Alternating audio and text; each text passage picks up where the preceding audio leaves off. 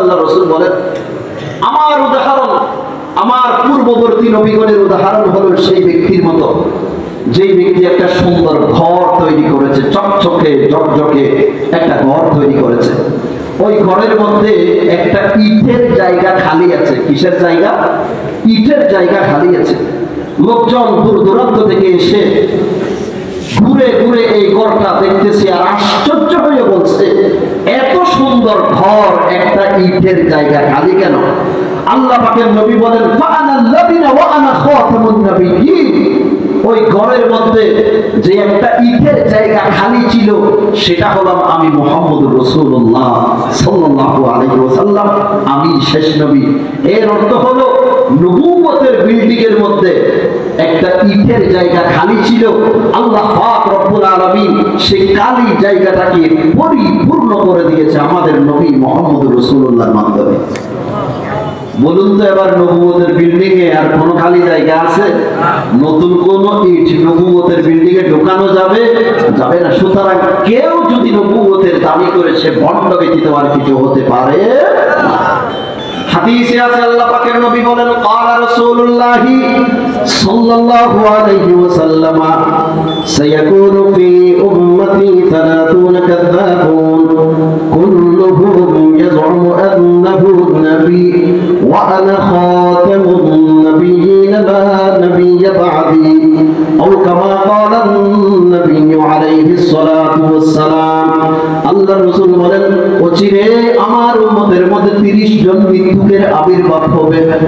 এদের প্রত্যেকে দাবি করবে সে নবী, অথচ আমি শেষ নবী, আমার পরে আর কোন নতুন নবী আসবে না। কার কথা? মুহাম্মদুর রাসূলুল্লাহ সাল্লাল্লাহু আলাইহি ওয়াসাল্লামের কথা। কিন্তু এই আকীদায়ে খতমে নবুয়তকে মির্জা গোলাম আহমদ কাদিয়ানী এবং তার অনুসারীরা অস্বীকার করেছে। মির্জা গোলাম আহমদ কাদিয়ানী তার জীবনে অনেক কিছু দাবি করেছে। সে একবার দাবি করেছে আমি ঈসা, আবার দাবি করেছে আমি ইমাম মাহদী, আবার দাবি করেছে আমি মুজাদ্দিদ, আবার দাবি করেছে আমি আল্লাহ। আসতে বলেন, আরো আসতে বলেন। সে আবার বলেছে আমি স্বপ্নে দেখেছি আল্লাহ আমাকে ইয়া ওয়ালাদি বলে ডাক দিয়েছে, হে আমার সন্তান। আল্লাহ নাকি তাকে কি বলে ডাক দিয়েছে? হে আমার সন্তান বলে ডাক দিয়েছে।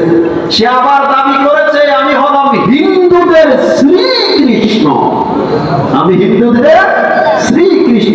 কোন দরজা দিয়ে ঢুকবে দিশা পাইতেছে এই কমবক্ত। মির্জা গোলাম আহমদ কাদিয়ানী জীবনে অনেক কিছু দাবি করেছে। 1901 সালে সে দাবি করেছে আমি নবী। নাউজুবিল্লাহ বলবেন না? সে বলেছে मैं खुदा के हुक्म के मुवाफिक नबी हो, আল্লাহর হুকুম অনুযায়ী আমি নবী, আল্লাহর হুকুম অনুযায়ী আমি নবী। আপনারা কি ওনাকে নবী মানতে রাজি আছেন? সে ছিল ইংরেজদের একটা চর, ইংরেজদের দালাল। সে ছিল ইংরেজদের দালাল। সে নিজে বলেছে ইংরেজ সরকারের সমর্থনে আমি যা বই পুস্তক রচনা করেছি সব একত্রিত করলে 50টি আলমারি ভরে যেতে পারে। কতটি আলমারি? 50টি। সে আরো বলেছে এই কাদিয়ান নামক স্থানে আমাদের যে নিরাপত্তা, ব্রিটিশ সরকারের আন্ডারে আমাদের যে নিরাপত্তা, সেই নিরাপত্তা মক্কা মদিনাতেও পাওয়া যাবে না। সেই নিরাপত্তা মক্কা মদিনাতেও পাওয়া যাবে না। এর দ্বারা কি বোঝা গেল? আহলুস সুন্নাহ ওয়াল জামাতের ইমাম ছিল না, সে ছিল ইংরেজদের চর এবং দালাল। এবং পৃথিবীর বিভিন্ন রাষ্ট্র, সৌদি আরব, মিশর, কুয়েত, কাতার, বিভিন্ন রাষ্ট্র সরকারিভাবে কাদিয়ানীদেরকে মুসলিম ঘোষণা করেছে। আমরা চাই আমাদের এই বাংলাদেশের জমিনেও তাদেরকে সরকারিভাবে মুসলিম ঘোষণা করতে হবে। এদেরকে সরকারিভাবে মুসলিম ঘোষণা না করার কারণে আমাদের সাধারণ পাবলিক যারা আছে তারা সামাজিকভাবে এবং ধর্মীয়ভাবে বিভিন্ন মুসিবতের সম্মুখীন হচ্ছে, বিপর্যয়ের সম্মুখীন হচ্ছে। 1 নম্বর বিপর্যয়, সাধারণ পাবলিকরা তাদের স্টাডি করে তারা বিভ্রান্ত হচ্ছে। নাম্বার 2, সাধারণ মুসলমানরা তাদেরকে মুসলমান মনে করে তাদের দাওয়াত কবুল করে কাদিয়ানি হয়ে যাচ্ছে। আমি 2018 সালে পঞ্চগড় একটা মাহফিলে গিয়েছি, 18 না 19 সালে পঞ্চগড় একটা মাহফিলে গিয়েছি। সেখানে কাদিয়ানীদের বড় আস্তানা একটা এলাকা আছে, সে এলাকার নাম হলো আহমদনগর। সে এলাকার নাম আহমদনগর। আমরা এদেরকে কাদিয়ানি বলি, তারা নিজেদেরকে কাদিয়ানি বলে না, তারা নিজেদেরকে বলে আহমদিয়া মুসলিম জামাত। আহমদিয়া মুসলিম জামাত, সেজন্য এলাকার নাম দিয়েছে আহমদনগর। মসজিদ আছে, মাদ্রাসা আছে, হাসপাতাল আছে, পড়াশোনা করতেছে সব মুসলমানের সন্তান। এরা আমাকে বলেছে, হুজুর আমাদের এখানে প্রায় 3000 মুসলমান কাদিয়ানি হয়ে গেছে। আজ থেকে কয়েক বছর পূর্বে 2019 সালে। মুহতারাম হাজিরিন, আজকে সাধারণ পাবলিক যারা আছে এরা এদেরকে মুসলমান মনে করে এদের দাওয়াত কবুল করে করে অমুসলিম হয়ে যাচ্ছে, কাদিয়ানি হয়ে যাচ্ছে।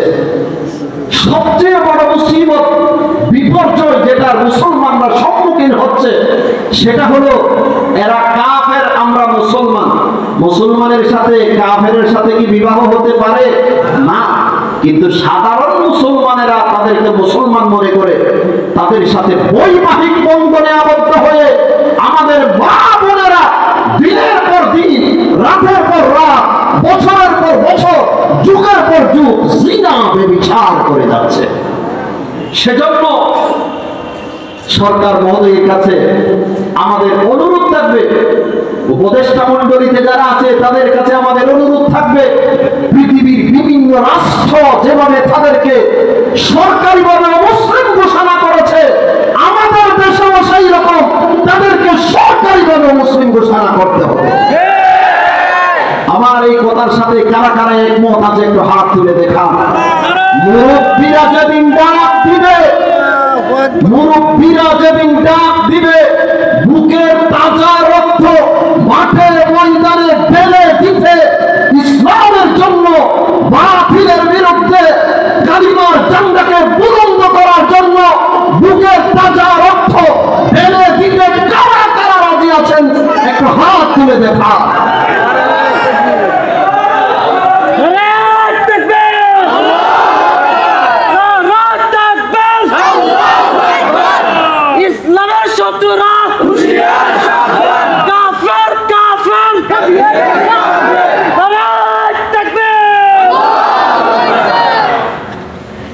আল্লাহ পাক রব্বুল আলামিন সরকার মহোদয়কে তাওহীদি জনতার হৃদয়ের এই ভাষাগুলো বুঝার তৌফিক নসিব করেন, আমিন।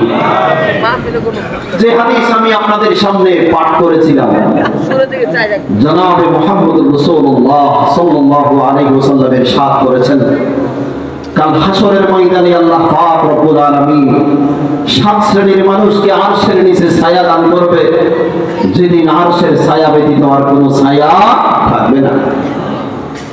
বৈজ্ঞানিকদের হিসাব মতে বর্তমানে সূর্য আমাদের থেকে 9,30,00,000 মাইল দূরে। কেউ কেউ ভিন্ন কথাও বলেছেন, ধরে নিলাম 9,30,00,000 মাইল দূরে। এরপরেও সূর্যের তাপে আমরা অতিষ্ঠ হয়ে যাই। কিয়ামতের ময়দানে সূর্য একেবারে মাথার ধারে চলে আসবে, পরিস্থিতি কেমন হবে তা কল্পনার বাহিরে। সেই সময় আল্লাহ পাক রব্বুল আলামিন কত শ্রেণীর মানুষকে আরশের নিচে ছায়া দান করবে? 7 শ্রেণীর মানুষকে আল্লাহ আরশের নিচে ছায়া দান করবে। 1 নাম্বার, 1 থেকে 7 পর্যন্ত যখন যাব আলোচনা শেষ হবে, লম্বা আলোচনায় যাব না। 1 নাম্বার হলো ইমামুল আদিল, ন্যায় বিচারক শাসক। এমন শাসক, ন্যায় বিচারক শাসক। শাসক বলতে এখানে শুধু ডক্টর ইউনূসকে বোঝানো হয়নি। সন্তানের মা বাবা যারা আছে এদের অধীনস্থেও তাদের সন্তানেরা আছে, এই সন্তানদের জন্য মা বাবারা হলো শাসক। তার মানে যার অধীনস্থে লোকজন আছে সে হলো তার অধীনস্থদের জন্য ইমাম, সে হলো তার অধীনস্থদের জন্য ইমাম। সন্তানের মা বাবারা সন্তানদের জন্য ইমাম, মেম্বার চেয়ারম্যান যারা আছে তাদের অধীনস্থে যারা আছে এদের জন্য এরা ইমাম, এমপি মন্ত্রী যারা আছে এরা এদের অধীনস্থদের জন্য ইমাম, রাষ্ট্রপ্রধান যিনি আছে উনি প্রজাগণের জন্য ইমাম। প্রত্যেক করতে হবে। কাল হাসরের ময়দানে প্রত্যেককে জিজ্ঞাসা করা হবে, তোমার অধীনস্থ যারা ছিল তাদের উপর সুবিচার করেছ না অবিচার করেছ?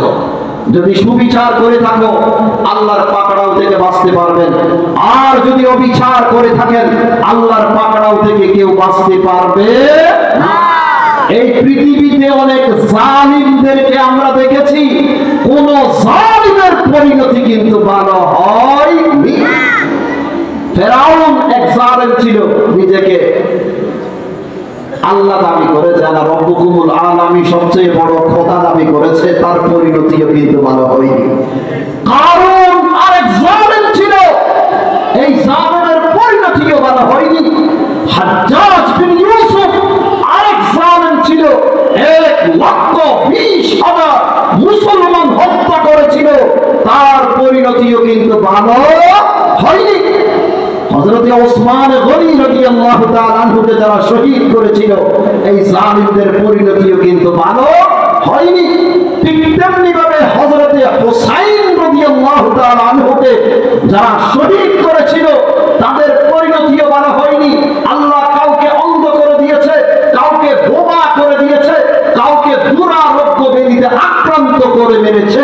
সেজন্য ইতিহাস সাক্ষী, এই পর্যন্ত যত জালিম এই দুনিয়াতে ছিল, কোন জালিমের পরিণতি কিন্তু ভালো হয়নি। তাই আমরা এ কথা নির্দ্বিধায় বলতে পারি, কিয়ামত পর্যন্ত যত জালিম এই দুনিয়াতে আসবে, কোন জালিমের পরিণতি কিন্তু ভালো হবে।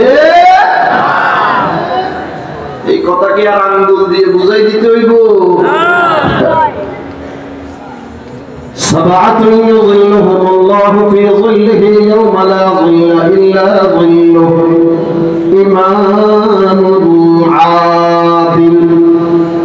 7 শ্রেণীর মানুষকে আল্লাহ কাল হাসরের ময়দানে আরশের নিচে ছায়া দান করবে, যেদিন আরশের ছায়া ব্যতীত আর কোনো ছায়া থাকবে না। তার মধ্যে 1 নম্বর হলো ন্যায় বিচারক, শাসক। সেজন্য ক্ষমতা পাওয়া এটা সফলতার লক্ষণ নয়, ক্ষমতা পেয়ে সুবিচার করতে পারা এটা সফলতার লক্ষণ। কথা ঠিক কিনা? হাদিস শরীফে আছে, আল্লাহর রাসূল বলেন, قال رسول الله صلى الله عليه وسلم إنكم ستحرصون على الإمارة وستكون ندامة يوم القيامة। আল্লাহর রাসূল বলেন, তোমরা অচিরেই ইন্নাকুম সাতাহরিসুনা আলাল ইমারা, নেতৃত্বের জন্য তোমরা লালায়িত হবে, নেতা হওয়ার জন্য তোমরা পাগল। তোমাদের এই নেতৃত্ব কাল হাসরের ময়দানে তোমাদের জন্য আক্ষেপের কারণ হয়ে দাঁড়াবে। ওয়াসাতাকুনু নাদামাতান ইয়াউমাল কিয়ামাহ, নেতৃত্বের জন্য তোমরা লালায়িত, নেতা হওয়ার জন্য তোমরা পাগল হয়ে দাঁড়িয়েছ। তোমাদের এই নেতৃত্ব কাল হাসরের ময়দানে তোমাদের জন্য লজ্জার কারণ হয়ে দাঁড়াবে, আফসোসের কারণ হয়ে দাঁড়াবে। হায়রে কি জন্য এই নেতৃত্বটা হাতে নিলাম, না নিলেই তো ভালো ছিল, না নিলেই তো কি ভালো ছিল। জালিমদের পরিণতি অতীতেও ভালো হয়নি, ভবিষ্যতেও ভালো হবে না। আল্লাহ তাআলা বলেন, ওয়াসায়ালামুল লাযীনা যালামু আইয়ামু মুনকালাবিন ইয়ানকালিবুন। অচিরেই জালেমরা তাদের পরিণতি দেখবে, অচিরেই জালেমরা তাদের পরিণতি দেখবে।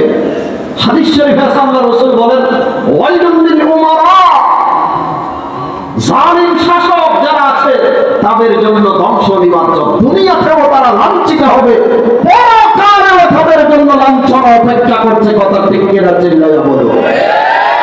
আরেক হাদিসে আছে, আল্লাহর রাসূল সাল্লাল্লাহু আলাইহি ওয়াসাল্লাম ইরশাদ করেছেন, আল্লাহ তাআলার কাছে সবচেয়ে ঘৃণিত ব্যক্তি এবং কিয়ামতের ময়দানে আল্লাহ রাসূলের কাছ থেকে সবচেয়ে দূরে থাকবে ইমামুন জাইরুন, জালিম শাসক যারা আছে তারা।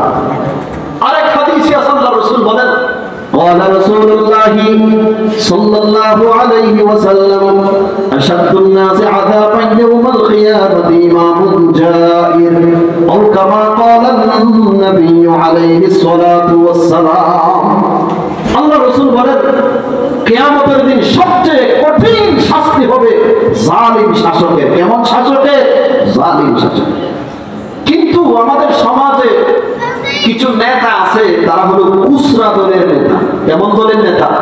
কুসরা দলের নেতা। তার দলের মধ্যে 3 জন 4 জন 5 জন আছে, হেতে হলো এই 5 জনের কি নেতা। এখন হেও আমাদের কাছে জিজ্ঞাসা করতে পারে, হুজুর এই 5 জনের উপর যদি আমরা বিচার করি তাহলে কি কাল হাসরের ময়দানে আল্লাহর সামনে জবাবদিহিতা করতে হবে? 1400 বছর আগে আল্লাহ রাসূল সেটাও বলে গেছে। আল্লাহ রাসূল বলেন, ক্বালা রাসূলুল্লাহি সাল্লাল্লাহু আলাইহি ওয়াসাল্লাম, মা মিন আমির আশারা ইল্লা ইউতা বিহি ইয়াওমাল কিয়ামাতি মাগলুলান ইয়াদাহু ইলা উনুকি আতলাকাহুল হক আও আলবাকাহু আও কামা ক্বালা নবী আলাইহিস সালাতু ওয়াস সালাম। আল্লাহ রাসূল বলেন 10 জনের আমির, মা মিন আমির আশারা, আশারা মানে কত? 10 জনের আমির, 10 জনের নেতা। কাল হাসরের ময়দানে তাকে উঠানো হবে, তার 2 হাত তার কাঁধের সাথে বাঁধা অবস্থায়। তার ন্যায় বিচার হয়তো তাকে রক্ষা করবে, অথবা তার জুলুম নির্যাতন তাকে ধ্বংস করবে। তাহলে শুধু কুসরা দলের নেতা হলে আপনি পার পেয়ে যাবেন, বিষয়টা এমনও না। কুসরা দলের যদি নেতাও আপনি হন, আপনার অধীনস্থে যারা আছে 2 জন হোক, 1 জন হোক, 5 জন হোক, 10 জন হোক, এদের উপর নিয়ে বিচার আপনার করতে হবে। অবিচার যদি আপনি করেন তাহলে কাল হাসরের ময়দানে আল্লাহ পাক রব্বুল আলামিনের দরবারে আপনার জবাবদিহিতা করতে হবে। 2 নাম্বার, ওয়াশাবুন নাশা ফি ইবাদাতিল্লাহ। কাল হাসরের ময়দানে আল্লাহ তাআলা কত শ্রেণীর মানুষকে আরশের নিচে ছায়া দান করবে? 7 শ্রেণীর মানুষকে ছায়া দান করবে। 1 নম্বর নেই বিচারক শাসক। 2 নম্বর হলো সেই যুবক, সেই যুবক যে যুবক তার যৌবন কালটাকে আল্লাহর ইবাদতে ব্যয় করেছে।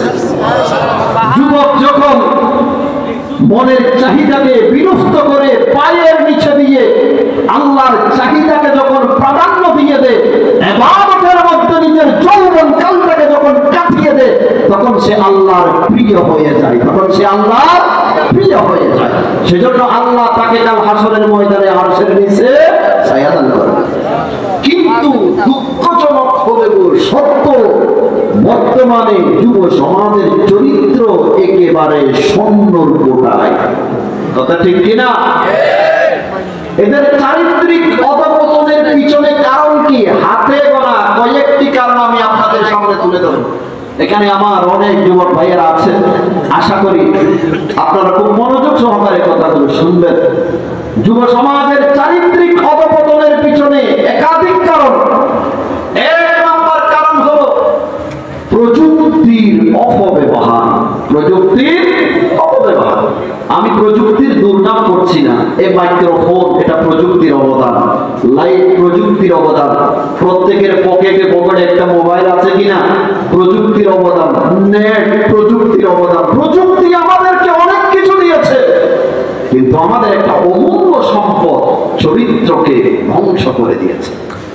আমাদের অমূল্য সম্পদ চরিত্রকে ধ্বংস করে দিয়েছে। এক ইংরেজ বলেছে, নেট অ্যান্ড্রয়েড মোবাইল ফোনের যে ছড়াছড়ি আরম্ভ হয়েছে, 20 বছরের ভিতরে আমাদের শিশুদেরকে এগুলো অশিক্ষিত করে ছাড়বে।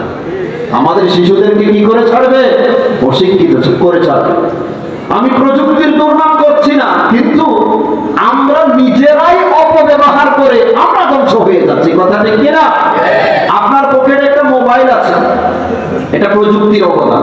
প্রয়োজনীয় কথা আপনি মোবাইল দ্বারা বলতে পারেন, এটা জায়েজ। কিন্তু এই মোবাইল দ্বারা যদি একজন পর নারীর সাথে আপনি ঘন্টার পর ঘন্টা যদি প্রেমের গল্প করেন, বলুন তো আপনি প্রযুক্তির সঠিক ব্যবহার করেছেন না অপব্যবহার করেছেন? অপব্যবহার করেছেন। ক্যামেরা প্রযুক্তির অবদান। কথা ঠিক কিনা?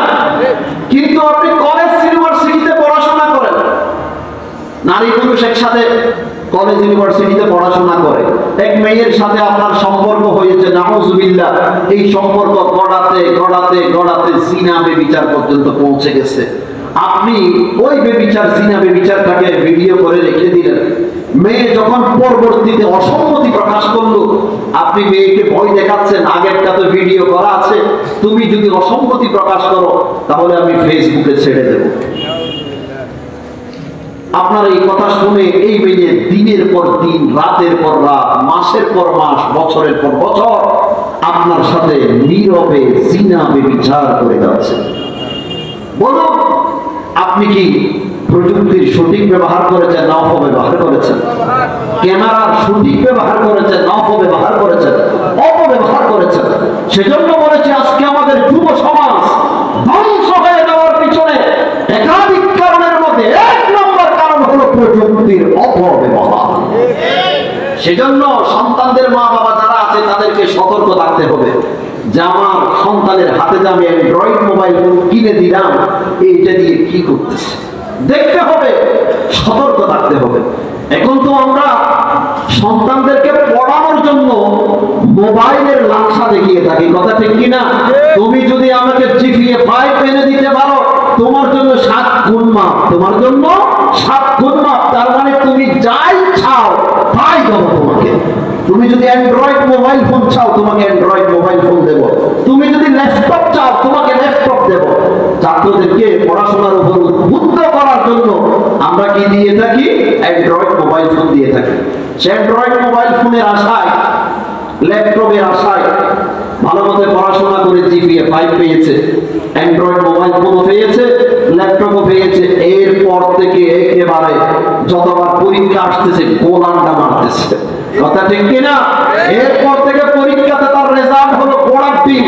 তার কারণ হলো আগে তো পড়াশোনা করেছে, এই যন্ত্রপাতিগুলো হাতে আসার পর পড়াশোনাকে 3 তালাক দিয়েছে।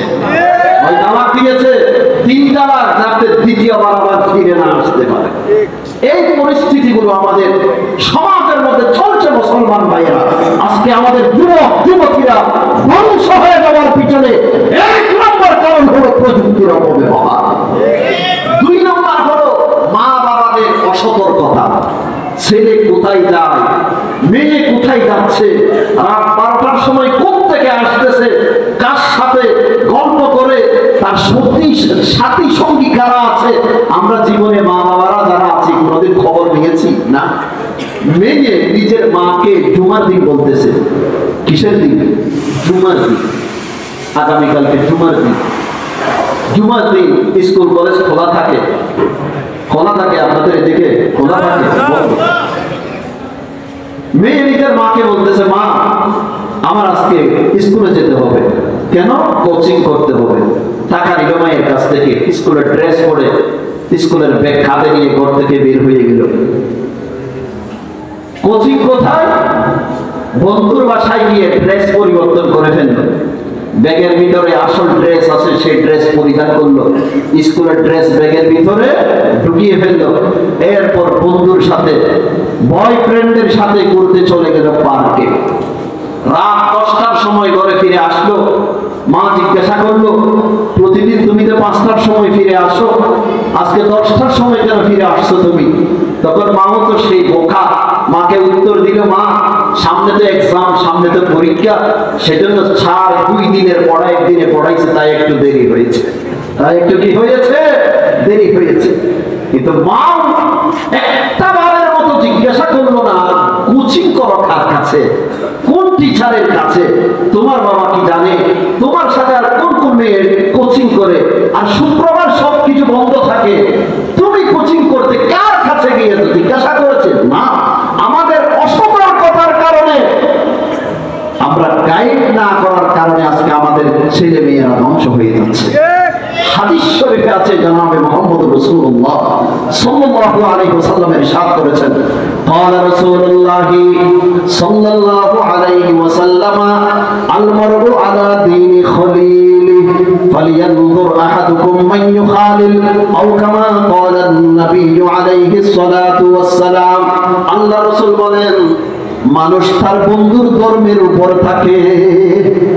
বন্ধু দ্বারা মানুষ প্রভাবিত হয়। বন্ধু যদি ভালো হয় তার সাথে যে হাঁটবে সেও ভালো হওয়াটা স্বাভাবিক। আর বন্ধু যদি খারাপ হয়, বন্ধু যদি খারাপ চরিত্রের হয়, তাহলে এই বন্ধুর সাথে যে চলাফেরা করবে সেও সেই রকম হওয়াটা স্বাভাবিক। সেজন্য আল্লাহ রাসূল বলেন, ফালিয়ানজুর আহাদুকুম মান ইউখালিল, তুমি কাকে বন্ধু বানাবে, বন্ধু বানানোর পূর্বে একটু জাস্টিফাই করবে, একটু যাচাই বাছাই করবে সে ভালো স্বভাবের মানুষ না মন্দ স্বভাবের মানুষ। কারণ আমরা জানি সৎসঙ্গে স্বর্গবাস, অসৎ সঙ্গে স্বর্গবাস। যুব সমাজের চারিত্রিক অধঃপতনের পিছনে 3 নম্বর কারণ হলো বিজাতীয় অপসংস্কৃতির আগ্রাসন। দেখবেন আমাদের যুবক ভাইয়েরা পশ্চিমারা যে এরকম চুল কাটে তারাও সেরকম চুল কাটে, কথা ঠিক কিনা? ইহুদি খ্রিস্টানেরা যে এরকম চুল কাটে তারাও চুল কাটে সেই রকম। নাফিতের দোকানে হেয়ার স্টাইল আছে, নাফিতের দোকানে গিয়ে বলে 14 নম্বরের স্টাইল যেটা আছে সেটা আমার চুলের মধ্যে লাগাও, 15 নম্বরের স্টাইল যেটা আছে সেটা আমার চুলের মধ্যে লাগাও। একবারের মতো কি কেউ নাফিতের দোকানে গিয়ে বলেছে যে মুহাম্মদ রাসূলুল্লাহর যেই তরিকা আছে সেই তরিকায় আমার চুলটা কেটে দাও? না। মনে হয় যেন আমাদের আদর্শিত কোনো ব্যক্তি নেই। অবস্থা এমন মনে হয় যে আমাদের একমাত্র আদর্শিত ব্যক্তি হলো পশ্চিমারা, ইহুদি খ্রিস্টানেরা।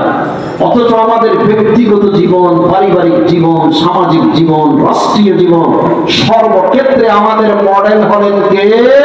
মুহাম্মদুর রাসূলুল্লাহ সাল্লাল্লাহু আলাইহি ওয়াসাল্লাম।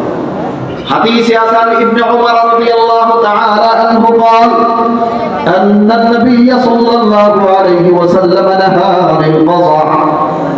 আল্লাহ রাসূল সাল্লাল্লাহু আলাইহি ওয়াসাল্লাম 4 স্টাইলে চুল রাখতে নিষেধ করেছেন। কয় স্টাইল? 4 স্টাইল। 1 নাম্বার হলো সামনে দিয়ে রাখলাম, পিছন দিয়ে চাছলাম, এটা একটা স্টাইল। ওই স্টাইলে আমাদের অনেক যুবক ভাইয়েরা চুল রেখে থাকেন, সামনে দিয়ে রাখে, পিছন দিয়ে চাছে।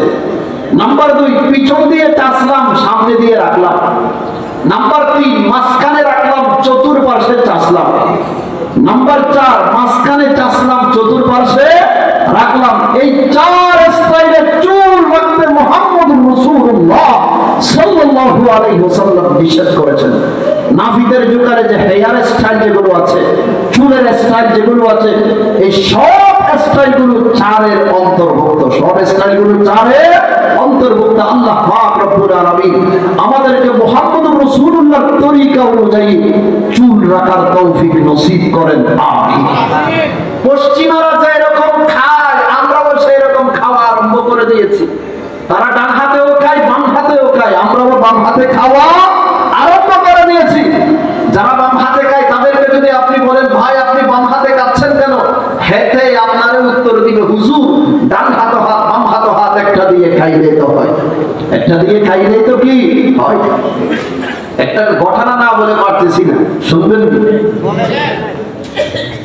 এক ভদ্রলোক বাম হাত দিয়ে খাইতেছে হোটেলের মধ্যে, পাশে বসা ছিল নোয়াখালীর এক মৌলবী। কোথাকার মৌলবী? নোয়াখালীর মৌলবী।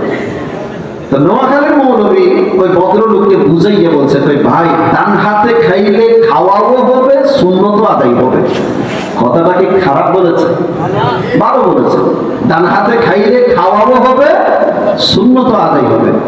এই ভদ্রলোক রাগ করেছে, কয় ভাই আপনারা হুজুর মানুষ, যেখানে সেখানে ফেস লাগান।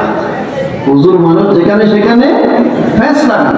এই খাইতে বইছি এখানেও কি কোনো গ্রামার আছে? খাওয়ার মধ্যে কি কোনো গ্রামার আছে? ডান হাত হাত বাম হাত হাত একটা দিয়ে খাইলেই তো হয়। তখন হুজুর চিন্তা করলো কোরআন হাদিস দিয়া এর বুঝাইয়া কাজ হবে না, হেতে যে এরকম তার উত্তর দিতে হবে সেই রকম।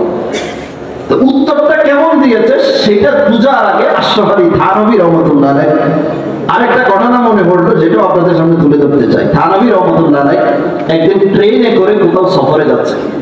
ওই ট্রেনের মধ্যে এক লোক কুত্তা নিয়ে উঠেছে। কি নিয়ে? কুত্তা ছিলেন নি, কুকুর নিয়ে উঠেছে। ট্রেনে উঠেছে। আসা না ওই জাতীয় কিছু মানুষ, উনি থানভী রহমাতুল্লাহ আলাইহিকে আপ থেকে চিনতেন। তো হুজুর দেখলে তো অনেক মানুষের চুলকানি আরম্ভ হয়ে যায়, তাই না? এই সমাজের মধ্যে অনেক মানুষ আছে যারা তাদের হুজুর দেখলে কি হয়, চুলকানি আরম্ভ হয়। আমাদেরকে যদি দাওয়াত দেয়, আমরা যদি খাইতে না যাই, কই হুজুর দাওয়াত কোনো আরেক জায়গায় আছে, আর খাইতে গেলে কই হুজুর এইভাবে দিতেছেন, আর দাওয়াত টাওয়াত না, এইভাবে কেমনে খাইতেছেন? লম্বা কুত্তা যখন গায়ে দেখে কই হুজুর আপনারা তো কাপড়ের দাম বাড়াই ফেলছেন। কোনো শান্তি নেই, কোনো শান্তি নেই। খাইলেও দাওয়াত, খাইলেও দোষ, না খাইলেও দোষ, লম্বা কুত্তা গায়ে দিলেও দোষ। এক কথায় হুজুরে দেখতে পারে না, হুজুরে দেখতে পারে না, হুজুর দেখলে তার গায়ে চলে।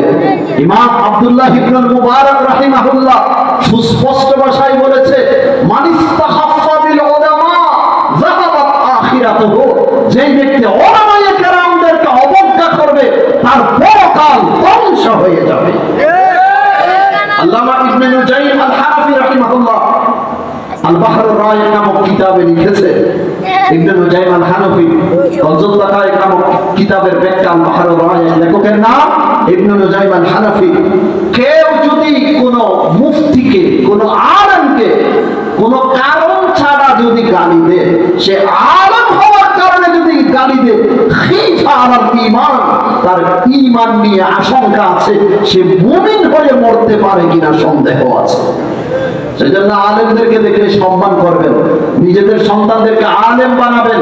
অতটুকুও যদি সম্ভব না হয়, আলেম যারা হচ্ছে তাদেরকে অবজ্ঞা করবেন না, তাদেরকে মহব্বত করবেন। তানভী রহমাতুল্লাহ আলাইহি ট্রেনে উঠেছে, এক ভদ্রলোক কুকুর নিয়ে ট্রেনে উঠেছে। থানবীকে দেখার পর থানবীর কাছে গিয়ে বললেন, হুজুর কুকুর নিয়ে কেন আমি ট্রেনে উঠেছি আপনি জানেন? হুজুর বলে, আমি তো গায়েব জানি না, কি জন্য আপনি উঠেছেন আপনি বলেন। কয় হুজুর, আমি কুকুর নিয়ে সব সময় থাকি এই জন্য যাতে সারা জীবন আমি বেঁচে থাকতে পারি, সারা জীবন বেঁচে থাকতে পারি। তার মানে ওই আপনারা যে ওয়াজ করেন, যে ঘরে পশু থাকবে, কুত্তা থাকবে, কুকুর থাকবে, সেখানে ফেরেশতা আসবে না। সেখানে কি আসবে না? ফেরেশতা আসবে না। আমি কুকুর নিয়ে সবসময় থাকি এই জন্য যাতে আজরাইল ফেরেশতা আসতে না হয়, আর আজরাইল না আসলে তো আমি সারা জীবন কি বেঁচে থাকতে পারবো। তো থানভী রহমাতুল্লাহ আলাইহি বলেন, এই মিয়ারে তো কোরআন হাদিস দিয়ে বুঝে গিয়া কাজ হবে না। কয়, আরে ভাই, এই কুকুরগুলোর কি মৃত্যু হয় না? কয় হুজুর হয় তো। তাইলে বুঝেন, ফেরেশতা দুই ধরনের আছে, আজরাইল দুই ধরনের আছে। কিছু আছে মানুষ মারার ফেরেশতা, আর কিছু আছে কুত্তা মারার ফেরেশতা। তোর কাছে মানুষ মারার ফেরেশতা যেটা আছে, এটা আসতে না পারলেও কুত্তা মারার ফেরেশতা যেটা আছে, ওইটা আইসা তোর জান কবজ করবে, যেহেতু তোর সাথে কুত্তা আছে, যেহেতু তোর সাথে কি আছে, কুত্তা আছে। যেমন কুকুর তেমন কুকুর, যেমন কুকুর তেমন কুকুর, যে যেরকম তাকে উত্তর দিতে হবে সেরকম। এই ভদ্রলোক বলে, কই হুজুর আপনারা যেখানে সেখানে ফেস লাগান, খাওয়ার জন্য কি কোনো গ্রামার আছে? ডান হাতো হাত, বাম হাতো হাত একটা দিয়ে খাইলেই তো কি হয়। তখন হুজুর চিন্তা করলো, এই মিয়ারে কোরআন হাদিস দিয়ে বুঝে গিয়া কাজ হবে না। তর্জনী আঙ্গুল বের করেছে, বের করে তার দিকে তাক করে বললেন, এই মেয়ে এটা কথা বলছেন, ডান হাতো হাত, বাম হাতো হাত একটা দিয়ে খাইলে হয়, এটা একটা কথা বলছেন আপনি? এই ভদ্রলোকের চান্দি আরো নরম হয়ে গেছে। কই হুজুর, আপনি আমার দিকে তর্জনী আঙ্গুল বের করলেন কেন? আপনি আমার দিকে তর্জনী আঙ্গুল বের করলেন কেন? কয়, আরে মিয়া, তর্জনী আঙ্গুলও আঙ্গুল, বৃদ্ধা আঙ্গুলও আঙ্গুল, যে কোনো একটা দেখাইলেই হয়, যে কোনো একটা দেখাইলে কি হয়। এতে যে বলেছে ডান হাত হাত, বাম হাত হাত, যে কোনো একটা দিয়ে খাইলে হয়। হুজুর বলে, তর্জনী আঙ্গুলও আঙ্গুল, বৃদ্ধা আঙ্গুলও আঙ্গুল, একটা দেখাইছি আর কি, যে কোনো একটা দেখাইলেই তো কি হয়। আরে ভাই, আপনার মাও তো মেয়ে, আপনার স্ত্রীও মেয়ে, মেয়ে হিসেবে দুজনের নাম এক, মেয়ে। এর কাছে যা আছে এর কাছেও তা আছে, তাই না? কিন্তু উভয়ের সাথে কি আপনি এক আচরণ করতে পারবেন? একটা আপনার জন্য হালাল, আর একটা আপনার জন্য হারাম। আপনার মা আপনার জন্য হারাম, আপনার স্ত্রী আপনার জন্য হালাল। ওই দিক দিয়ে আপনার আকলে কাজ করে, আর হাতের দিক দিয়ে আপনার আকলের মধ্যে কুত্তাই পেশাব করে দিবে। হাতের কথা আসলে কুত্তায় পেশাব করে, ওই দিক দিয়ে আসলে ডান হাত হাত, বাম হাত হাত একটা দিয়ে খাইলেই হয়। এই কথা কেন বলেন? মায়ের দিক দিয়ে আর স্ত্রীর দিক দিয়ে তো পার্থক্যটা তোমার বুঝে আসে। একটা মা আর একটা স্ত্রী, দুজনের নাম হলো মেয়ে। ওর কাছে যা আছে তার কাছেও তা আছে। এরপরে একটা আপনার জন্য হালাল আর একটা আমার জন্য হারাম। ঠিক তেমনি ভাবে ডান হাত ও হাত, বাম হাত ও হাত নাম হিসেবে দুপুর নাম এক, তবে এই হাতের কাজ আলাদা, এই হাতের কাজ আলাদা। খাবারের মধ্যে ব্যবহার করবো এটা, ইস্তিনজার জন্য ব্যবহার করবো এটা। আল্লাহ বুঝার সবাইকে তৌফিক নসিব করেন। মুহতারাম হাজিরিন, পশ্চিমারা যেভাবে খায় আমরাও সেইভাবে খাওয়া আরম্ভ করে দিয়েছি। তারা দাঁড়িয়ে দাঁড়িয়ে খায়, আমরাও এখন দাঁড়িয়ে দাঁড়িয়ে খাওয়া আরম্ভ করে দিয়েছি। অনেক যুবক ভাইয়ের আছে তারা না বুঝে পশ্চিমাদের অনুসরণ করে দাঁড়িয়ে দাঁড়িয়ে খায় পেপসি, কোকা কোলা, আরো যা কিছু আছে, পানি। বসে না, বসে খাওয়া সুন্নত, এই সুন্নত তারাই করে না, দাঁড়িয়ে দাঁড়িয়ে খায়। জানি না আপনাদের আশুলিয়াতে কি রকম, আমাদের চট্টগ্রামে দাঁড়িয়ে দাঁড়িয়ে খায় কুকুর, দাঁড়িয়ে দাঁড়িয়ে খায় কুকুর, গরু, ছাগল, এরা দাঁড়িয়ে দাঁড়িয়ে খায়। কিন্তু মানুষ খাই বসে বসে। মানুষের স্বভাব হলো বসে খাওয়া, আর দাঁড়িয়ে খাওয়া এটা গরু ছাগলের স্বভাব। এখন যারা দাঁড়িয়ে দাঁড়িয়ে খায় তাদেরকে যদি আপনি বলেন ভাই বসে খান, তারা বলবো হুজুর এটা আধুনিকতা। এটা কি দাঁড়িয়ে দাঁড়িয়ে খাওয়া? আধুনিকতা। আরে আধুনিকতা মানে তো উপরের দিকে উঠা। তুমি গরু ছাগলের চরিত্র নিয়ে, গরু ছাগলের খাসলত চরিত্র নিয়ে তুমি আধুনিক হইলা কি করে? মুহতারাম হাজিরিন, পশ্চিমারা যেভাবে কাপড় চোপড় পরিধান করে, আমাদের যুবক যুবতীরাও সেই রকম কাপড় চোপড় পরিধান করা আরম্ভ করে দিয়েছে। কথা ঠিক কিনা? অনেক যুবক ভাইদেরকে দেখবেন জিন্সের প্যান্ট পরিধান করতেছে, উপর দিয়ে ও ফাটা, নিচ দিয়ে ও ফাটা। কথা ঠিক কিনা? সামনে দিয়ে ও ফাটা, পিছন দিয়ে ও ফাটা। জিজ্ঞাসা করলাম ভাই তোর বাবার এত টাকা, এই ফাটা প্যান্ট কেন তুই পরিধান করলি? কই হুজুর এগুলো আধুনিকতা, নিউ ফ্যাশন। এগুলো আধুনিকতা, নিউ ফ্যাশন। এই ফাটা দিয়ে তার লজ্জাস্থান দেখা যাচ্ছে, ফাটা দিয়ে তার লজ্জাস্থান দেখা যাচ্ছে। আচ্ছা, উলঙ্গ পনার নাম যদি আধুনিকতা হয়, উলঙ্গ পনার নাম যদি আধুনিকতা হয়, বন জঙ্গলের বাঘ বন্য তোর বড় আধুনিকতা ঠিক কিনা? বন জঙ্গলের বাঘ বন্য এরা কি কাপড় পরিধান করে, সালোয়ার পরিধান করে, লুঙ্গি পরিধান করে, জিন্সের প্যান্ট পরিধান করে? এরা তো একেবারে উলঙ্গ। উলঙ্গ পনার নাম যদি আধুনিকতা হয়, লেঙ্গা থাকার নাম যদি আধুনিকতা হয়, লজ্জাস্থান দেখানোর নাম যদি আধুনিকতা হয়, বন জঙ্গলের বাঘ বল্লুক শিয়াল কুত্তা তোর চেয়ে বড় আধুনিকতা ঠিক কিনা? মুহতারাম হাজিরিন, শুধু তাই নয়, আমাদের মা বোনদেরকে দেখবেন পাতলা পাতলা কাপড় পরিধান করে রাস্তা দিয়ে হাঁটতেছে। কথা ঠিক কিনা? আজকে আসতেছি এই মাহফিলের উসিলায়, এখানে অনেক বাজার উঠেছে, মা বোনদেরকে দেখলাম বোরকা গায়ে দিছে কিন্তু চেহারা খোলা। বোরকা গায়ে দিছে, চেহারা খোলা। এটা আরেকটা নিউ ফ্যাশন, এটা আরেকটা কি নিউ ফ্যাশন। ও হুজুররা যাতে বলতে না পারে এই মেয়েটা বোরকা পরে না, সেজন্য বোরকাও পরে। আবার পাবলিকদেরকে খুশি রাখার জন্য চেহারাও খোলা রাখে। বোরকা পরিধান করে চেহারা খোলা রাখা মানে জানালা বন্ধ করে দরজা খোলা রাখার মতো।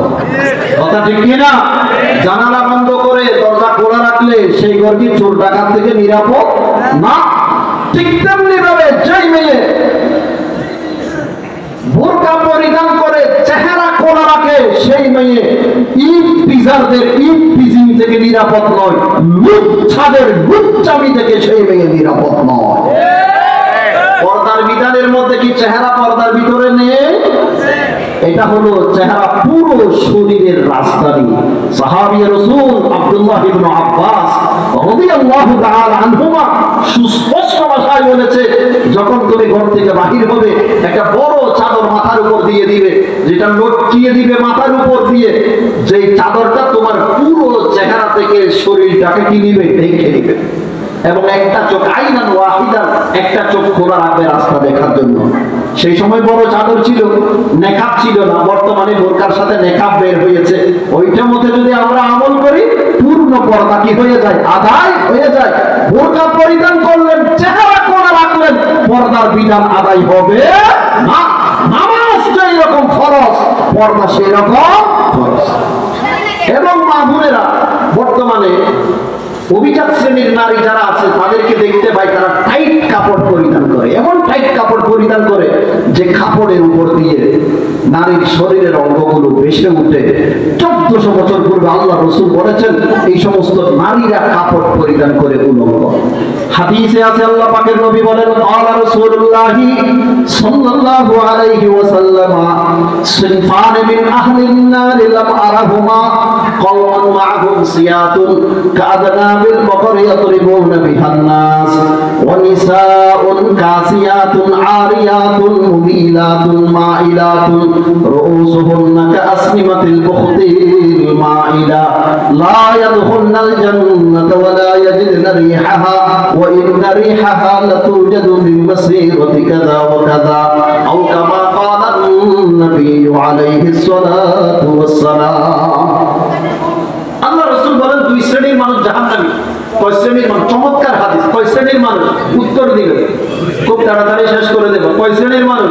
দুই শ্রেণীর মানুষ। এক নাম্বার, এমন কওম, এমন জাতি, এমন দল যাদের সাথে গরুর লেজের মতো চাবুক থাকবে, সেই চাবুক দ্বারা দুর্বলদেরকে অন্যায়ভাবে প্রহার করবে। এমন জাতি, এমন দল যাদের সাথে গরুর লেজের মতো চাবুক থাকবে, ওই চাবুক দ্বারা, শক্তি দ্বারা দুর্বলদেরকে কি করবে? প্রহার করবে। এক নাম্বার। নাম্বার দুই, ওয়ানিসাউন কাসিয়াতুন আরিয়াত, এমন নারী যারা কাপড় পরিধান করে উলঙ্গ, এরাও জাহান্নামী। বলুন তো কেমন নারী? যারা কাপড় পরিধান করে উলঙ্গ, তারাও জাহান্নামী। কাপড় পরিধান করে উলঙ্গ হওয়ার একাধিক ব্যাখ্যা, 3টি ব্যাখ্যা আমি আপনাদের সামনে তুলে ধরতে চাই। এক নাম্বার হলো, এমন পাতলা কাপড় পরিধান করেছে, কাপড়ের ভিতর দিয়ে নারীর শরীরের কালার দেখা যাচ্ছে কালো না সাদা, এরা কাপড় পরিধান করে উলঙ্গ। পাতলা কাপড় পরিধান করেছে, কাপড়ের ভিতর দিয়ে নারীর শরীরের রং দেখা যাচ্ছে, এরা কাপড় পরিধান করে উলঙ্গ। এই সময়টা কি সামনে আসবে না এসে গেছে? সামনে যখন ঈদ আসবে, নিজেদের পুত্র বধূদেরকে, মেয়েদেরকে, নাতনিদেরকে এই ধরনের কাপড় কারা কারা কিনে দিবেন? হাত তুলে দেখান। একটাও নাই, পিছনেও নাই। কারা কারা কিনে দিবেন না? হাত তুলে দেখান। আল্লাহু আকবার। আল্লাহ তাআলা হাতগুলোকে কবুল করেন। আল্লাহ তাআলা হাতগুলোকে কবুল করেন। কয় হুজুর কিনা দিলে অসুবিধা কি? পরব তো আমার নাতনি, গুনাহ হলে এর হবে, আমার কি? ওর পরিধান করলে ওর গুনাহ হবে, আপনি টাকা দিয়ে কিনে দিয়েছেন, সহযোগিতা করেছেন, একই গুনায় আপনিও গুনাহগার হবেন।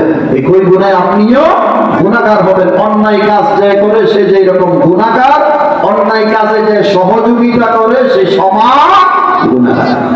কাপড় পরিধান করে উলঙ্গ হওয়ার দ্বিতীয় ব্যাখ্যা, এমন টাইট কাপড় পরিধান করেছে, কাপড়ের উপর দিয়ে বেয়াদবি মাফ করবেন, শরীরের অঙ্গগুলো ভেসে উঠেছে। আমাদের সমাজে অনেক নারীদেরকে দেখবেন, তারা জিন্সের প্যান্ট পরিধান করে, শার্ট পরিধান করে, নাই মনে হয় ঢাকাতে আসেনি। ওই আশুলিয়ার বাজারের সামনে দাঁড়াইবেন, কিছুক্ষণ পর পর দেখবেন নারীরা ড্রাইভ করে যাচ্ছে, শার্ট আছে আর কি আছে? জিন্সের প্যান্ট আছে। চোখ বন্ধ করে একটু চিন্তা করুন, একজন মেয়ে যদি জিন্সের প্যান্ট পরিধান করে, শার্ট যদি পরিধান করে, তার গোপন অঙ্গগুলো কাপড়ের উপর দিয়ে ভেসে উঠবে না?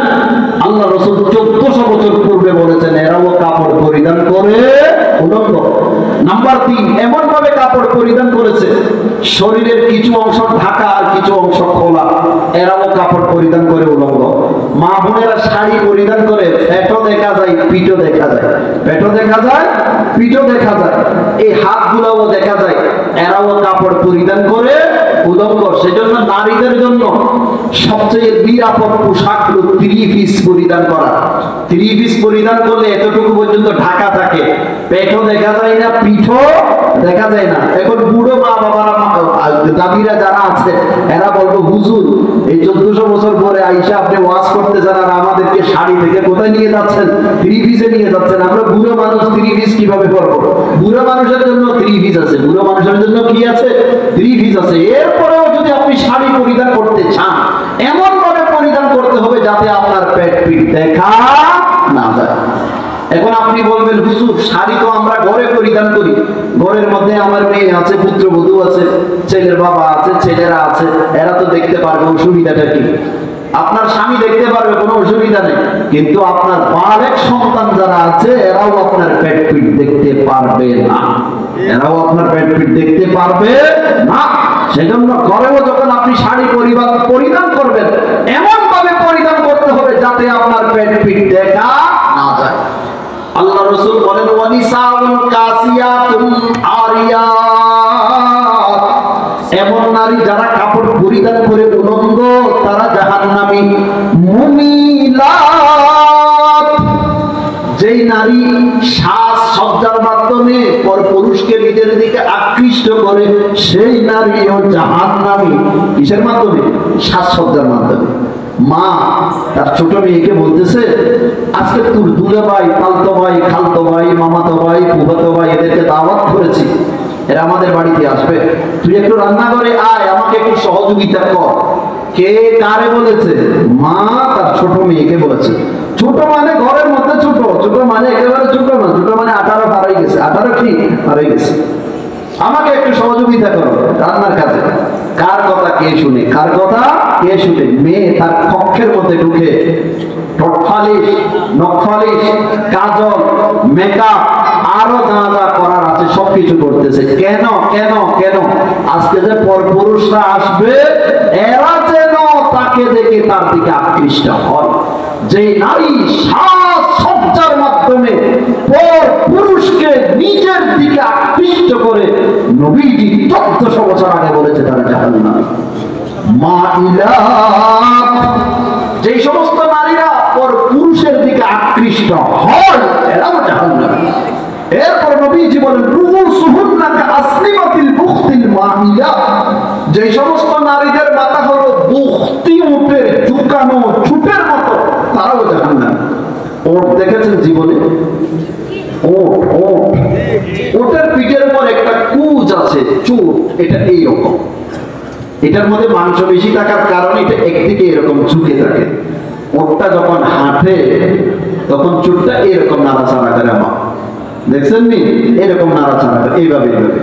আল্লাহ রাসূল বলেন যে সমস্ত নারীদের মাথা সেই রকম তারাও জাহান্নামী। বর্তমানে মা বোনেরা বিউটি পার্লারে গিয়ে, সিনেটে বিউটি পার্লার, বিউটি পার্লারে গিয়ে চুলগুলো ভাঙ্গাইয়া, আধুনিক উপায়ে চুল ভাঙ্গাইয়া একেবারে চুলগুলো মাথার উপর বড় সড়ো করে রাখে, কিসের মতো? উটের কুজের মতো। এইভাবে হাঁটার সময় এগুলো একবার এদিকে পড়ে একবার এদিকে পড়ে। আল্লাহ রাসূল 1400 বছর আগে বলেছে লা ইয়াদখুলুল জান্নাতা ওয়া লা ইয়াজিদনা রিহাহা, জান্নাতে যাওয়া তো দূরের কথা, এই সমস্ত নারীরা জান্নাতের সুগন্ধি পর্যন্ত পাবে না। মুহতারাম হাজিরিন, আলোচনা অনেক দীর্ঘ হয়ে যাচ্ছে। বলতে চেয়েছিলাম আজকে আমাদের যুবক যুবতীরা ধ্বংস হয়ে যাওয়ার পিছনে একাধিক কারণ। 1 নাম্বার কারণ প্রযুক্তির অপব্যবহার, 2 নাম্বার কারণ মা বাবাদের অসতর্কতা, 3 নাম্বার কারণ বিজাতীয় বসমস্কৃতি, আগ্রাসন। তারা যে এরকম খায় আমরা সেরকম খাচ্ছি, তারা যে এরকম মাথার চুল কাটে আমরা সেরকম মাথার চুল কাটতেছি, তারা যে এরকম কাপড় চোপড় পরিধান করে আমরা সেরকম কাপড় চোপড় পরিধান করতেছি। অবস্থা এমন হয়ে গেছে আমরা জানিও না যে কাপড় চোপড় পরিধান করার ক্ষেত্রে সুন্নত তরিকা কোনটা। কথা ঠিক কিনা? মনে হয় যেন আমাদের ব্যক্তিগত জীবন, পারিবারিক জীবন, সামাজিক জীবন, রাষ্ট্রীয় জীবনে আমাদের কোনো মডেল নেই, আমাদের কোনো দিক নির্দেশনা দাতা কেউ নেই। আর আমাদের মডেল হলো পশ্চিমারা, আমাদের মডেল হলো ইহুদি খ্রিস্টানেরা, নাউযুবিল্লাহি মিন যালিক। অথচ আমাদের মডেল হলেন কে? মুহাম্মদুর রাসূলুল্লাহ সাল্লাল্লাহু আলাইহি ওয়াসাল্লাম। একটা চমৎকার হাদিস আল্লাহ রাসূল বলেন আমার উম্মতের মধ্যে একটা সময় আসবে তারা তাদের পূর্ববর্তীদের অনুসরণ করবে একেবারে কাঁধে কাঁধ মিলিয়ে, কাঁধে কাঁধ মিলিয়ে। পূর্বসূরীরা 1 বিগত নামবে তারাও 1 বিগত নামবে, এরা যদি 1 হাত নামে এরাও 1 হাত নামবে। পূর্বসূরীরা যদি গুইসাফের গর্তে প্রবেশ করে আমার উম্মতেরা গুইসাফের গর্তে প্রবেশ করে। এরা জিজ্ঞাসা করলো ইয়া রাসূলুল্লাহ ইহুদি খ্রিস্টানের কথা বলতেছেন আপনি? আল্লাহ রাসূল বলেন আমান, আর কার কথা? আর কার কথা? একটা সময় আসবে ইহুদি খ্রিস্টানেরা যে এরকম করে আমার উম্মতেরা সেই রকম করবে, যেরকম চুল কাটে সেই রকম চুল কাটবে, যেরকম খায় সেরকম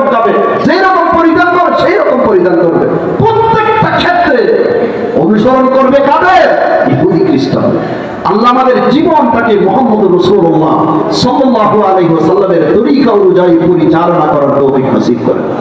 আমিন। 3 থেকে নিয়ে 7 পর্যন্ত শুধু হেডিংটা বলে যায়। আল্লাহ রাসূল বলেন ওয়ারাজুলুন কলবুহু মুআল্লাকুন ফিল মাসাজিদ, 7 শ্রেণীর মানুষকে কাল হাসরের ময়দানে আরশের নিচে ছায়া দান করবে, যেদিন আরশের ছায়া ব্যতীত আর কোনো ছায়া থাকবে না। তার মধ্য থেকে 3য় শ্রেণীর মানুষ হলো সেই ব্যক্তি যেই ব্যক্তির অন্তরটা হলো মসজিদের সাথে ঝুলানো। কিসের সাথে? মসজিদের সাথে ঝুলানো। মসজিদ থেকে জীবনের তাগিদে বের হলেও, নামাজ পড়ে বের হলেও কিন্তু পুনরায় মসজিদে যাওয়ার জন্য তার অন্তর ছটফট করে, তার অন্তর ছটফট করে। আল্লাহ রাসূল বলেন তাকেও আল্লাহ কাল হাসরের ময়দানে আরশের নিচে ছায়া দান করবে। 4 নম্বর, ওয়ারাজুলানি তাহাব্বা ফিল্লাহি ইজতামা আলাইহি ওয়া তাফাররাকা আলাইহি, 2জন ব্যক্তি সামনে পিছনে একে অপরকে ভালোবাসে একমাত্র আল্লাহকে রাজি খুশি করার জন্য, তাদেরকে আল্লাহ আরশের নিচে ছায়া দান করবে। কতটা গেল? 4। 5 নম্বর, ওয়ারাজুলুন দাআতহু ইমরাআতুন দাতু মানসিবি ওয়া জামাল, কোন খানদানি মেয়ে, সুন্দরী মেয়ে পরপুরুষকে নিজের সাথে ব্যভিচার করার জন্য ডেকেছে, সে সাথে সাথে বলে দিয়েছে ইন্নী আখাফুল্লাহ, আমি তোমার সাথে ব্যভিচার করতে পারবো না, আমি আল্লাহকে ভয় করি। আমার যুবক ভাইয়েরা, এই পরিস্থিতি আপনাদের জীবনে আসতে পারে। খালাতো বোন, মামাতো বোন, তালতো বোন, গার্লফ্রেন্ড আপনাকে যদি কোনোদিন অন্যায় কাজের জন্য আহ্বান করে, সাথে সাথে যদি আপনার এই বোনকে মুখের উপর বলে দিতে পারেন ইন্নী আখাফুল্লাহ, আমি এক আল্লাহকে ভয় করি, তোমার সাথে ব্যভিচার আমি করতে পারবো না, আমার যুবক ভাইয়েরা, কাল হাসরের ময়দানে আল্লাহ আপনাদেরকে আরশের নিচে ছায়া দান করবে, যেদিন আরশের ছায়া ব্যতীত আর কোনো ছায়া থাকবে না। কারা কারা বলতে পারবেন এই ধরনের যদি কোনো ইনভাইট যদি আসে, আহ্বান যদি আসে, কারা কারা বলতে পারবেন আমি আল্লাহকে ভয় করি? কারা কারা বলতে পারবেন? একটু হাত তুলে দেখা। আল্লাহ হক করুক, আপনি কবুল করে নিন। আল্লাহ হক করুক, আপনি কবুল করে নিন। আল্লাহ আমার যুবক ভাইদেরকে ইসলামের সেবক বানিয়ে দিন। আল্লাহ আমার ভাইদেরকে ইসলামের সেবক বানিয়ে দিন। আমিন। কয়টা গেল? কয় প্রকার? 5। 6 নম্বর, ওয়ারাজুলুন তাসাদদাকা বিসাদাকাতিন ফাআখফাহা হাত্তা লা তা'লামা শিমালুহু মা তুনফিকু ইয়ামিনুহু। আল্লাহ রাসূল বলেন 6ষ্ঠ শ্রেণীর মানুষ হলো সেই ব্যক্তি যেই ব্যক্তি খুব গোপনে সদকা করে, ডান হাতে সদকা করলে বাম হাতে জানে না, তার মানে খুব গোপনীয়তার সহিত সদকা করে। 7 নম্বর, ওয়ারাজুলুন যাকারাল্লাহা খালিয়ান ফাফাদাত আইনা, যে ব্যক্তি নির্জনে যখন আল্লাহর কথা স্মরণ করে তখন তার 2 চক্ষু দিয়ে ভেয়ে ভেয়ে পানি আরম্ভ হয়।